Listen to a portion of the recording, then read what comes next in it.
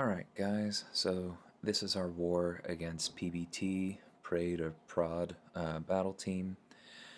At the time they were rated number 1 overall, and we were in 5th, so this was a pretty fun one.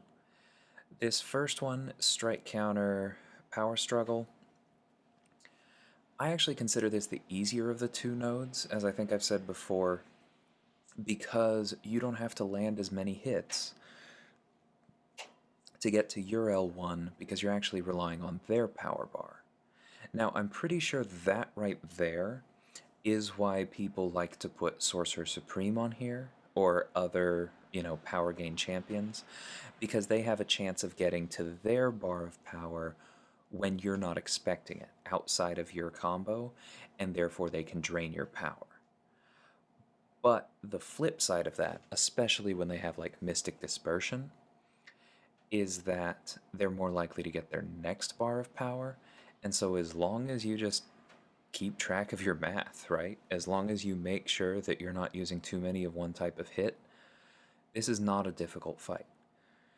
You just wait until you get your next bar. Hopefully it's in the middle of your combo and or while they're stunned. You throw it. As long as you're using a good counter, this isn't a high health node, comes right down. Just stay calm, play the node.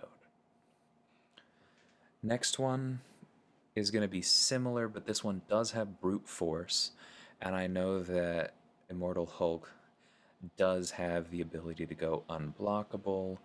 I'm very comfortable baiting his special 1, but if he gets to his special 2, if I've messed up and let some Fury stack, this could end up hurting. I'm aware of these things, but I'm not expecting this to be a difficult fight.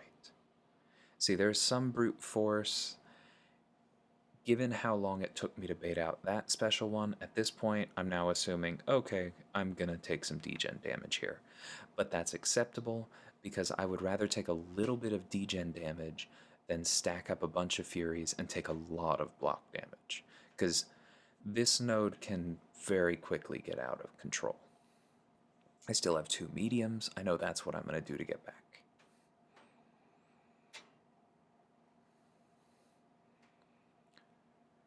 So on this node, just a little strategy point, it's actually kind of bad to intercept, even if you can. You want to get that extra little bit of power from blocking hits, even though it costs you some damage, because the trade-off is fewer Furies and thus less damage in the future. You'll notice we're up to 3.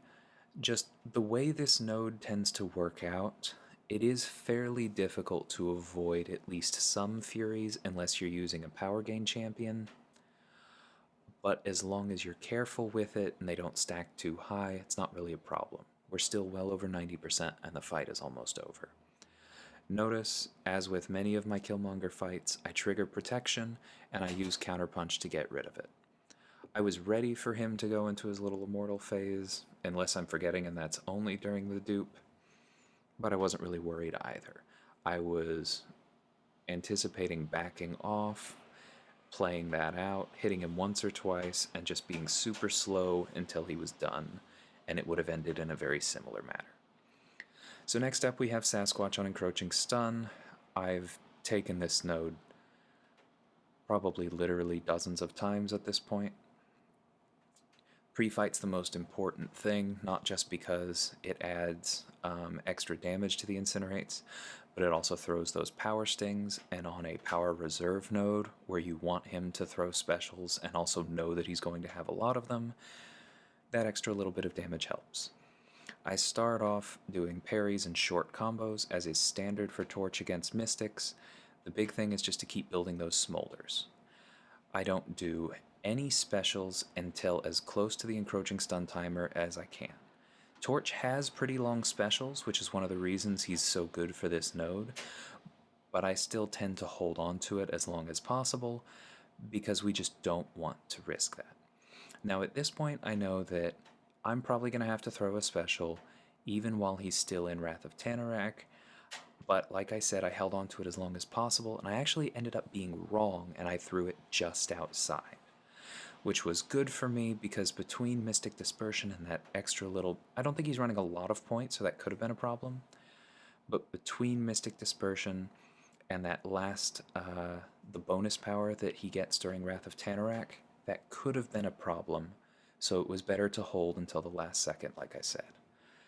And then the node was done. I knew that his health was too low for me to have to risk him going into Wrath of Tanarak or Encroaching Stun coming back again. So this path 9 here, where you're not supposed to stun them, I've actually really decided I like Tigra here because you end up baiting heavy counters anyway for many of your opponents. This doesn't always work, but I have taken Black Widow with her before here, so I know what my game plan is here. I don't want her to throw the special one, but if she does, I'm just going to wait it out. Luckily, I get my L2 before that point, so we can lock in a lot of damage before anything else happens. So that pushed her to her L2. I had practiced the evade and counter for her L2. Tigra can land a heavy very safely after it. Turned out she didn't have enough health for that to be a problem. So next up we have Thing. Tigra is a very good Thing counter, but to give the game away a little bit at the start here, there's something that happens in here that I'm really not happy about. If you've watched any of my Tigra vids, or probably other people's Tigra vids, you know that one of the most important things about using her properly is being aware not just of the spacing when your opponent does something, but when you do something. So you want to watch where you land. Now, it would have been stupid for me to throw a heavy there, regardless of where I landed after my special, because he had 2 full bars of power, and that's just asking to get smacked in the face. As I've said before, while Tigra can turn off his Unstoppable, that only happens if his Unstoppable is not the very first hit when she doesn't have Neutralize up yet. So that's why I was baiting out that special and not hitting him, because he was already at 15, and he would have gotten that Unstoppable. If you have the Jabari synergy, then, you know, she solves that problem, but I don't. Similarly, I could have landed another light into that, and he would have been at 16, but, you know, we have to bait that out anyway. So to get back to the spacing discussion, one of the most important aspects of Tigra is her ability to chain heavies in the corner, but that very much depends on how far away you are from your opponent and from the wall when you finish the heavy before that or the special before that. If you're too close, they can hit you before you hit them. If you're too far, you'll miss, and then they'll hit you after they wait it out. I have dueled enough, I was very sure of that spacing, but if you watch closely, and I'll show that part again in slow-mo, what he actually did was he spammed his block, then idled forward, then hit me.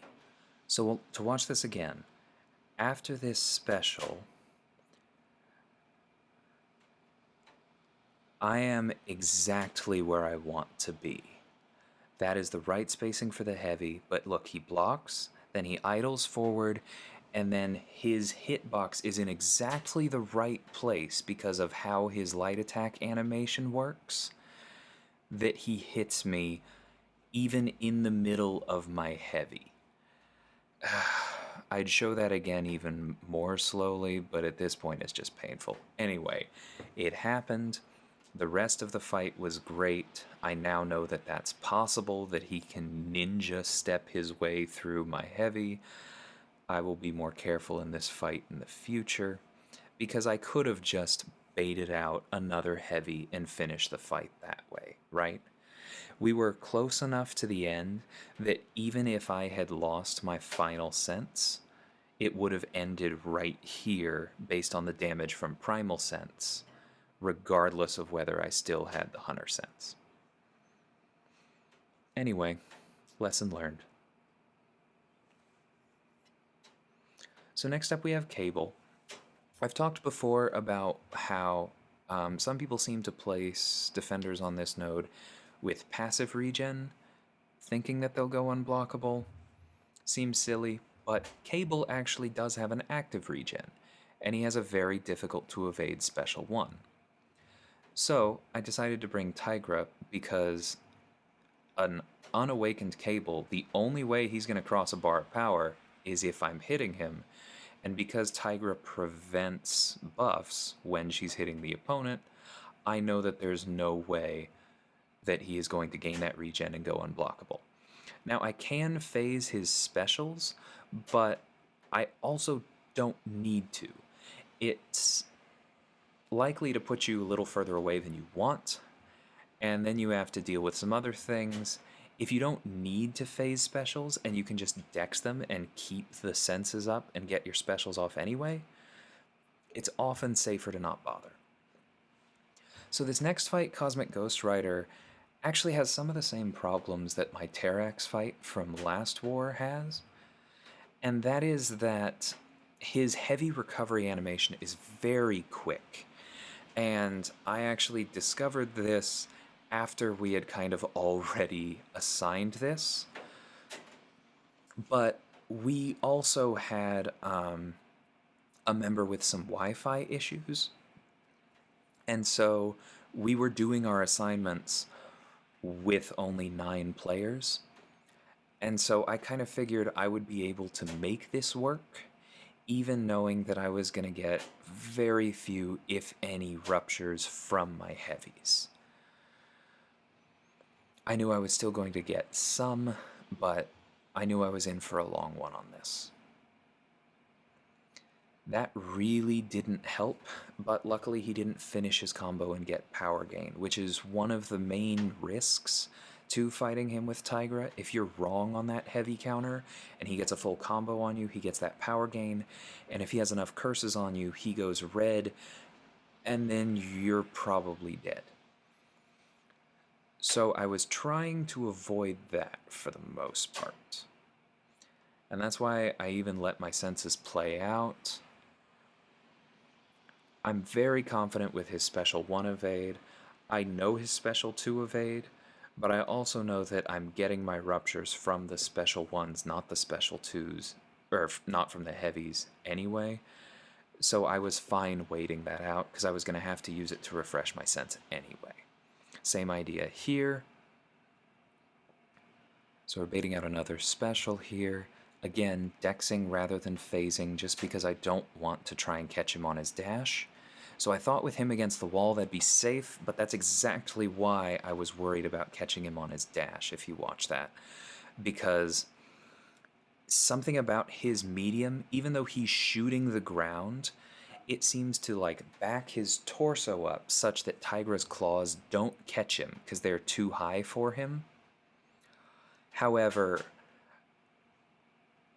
his medium shooting the ground catches her in the air. Doesn't seem completely fair to me, honestly, but at this point I just know that I'm never sending... I really thought I was backing up there. That's just a poor input. I should not have gotten hit there because I was not trying to stun him. That's... yeah, I need to be careful with that. But in the future, I know I'm just not sending a Tigra here, myself or otherwise. I'm just trying to finish this out. I know I'm going to phase this, and I'm going to wait this time, get that unblockable special off.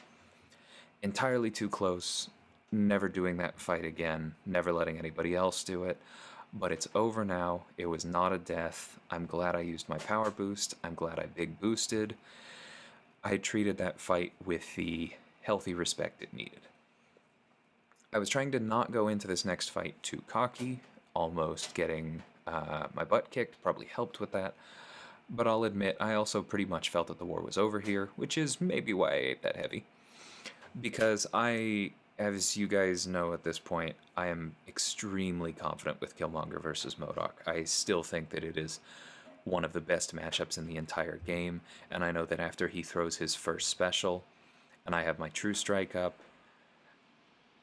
the fight's completely under control unless I just, you know, mistime a counterpunch intercept or a special evade, and even then I would have to get hit several times before this would be in danger. So I think I was kind of treating this fight kind of like therapy, honestly, where I know how to do this. I just get in my rhythm, I execute. I know that this is a close war. I've avoided a difficult fight. We were only playing with 9, like I said. This makes me feel better. I know after this point, I can go and relax and do other work and not think about war. We did end up winning this one, so I was glad that I was able to put myself over here, because 2 of these 3 fights on the mini boss island I think were excellent matchups for me, and I'm really glad I had them. The other one, we should have a 10th player next time, and we'll do something else. Thanks for watching. See you guys next time.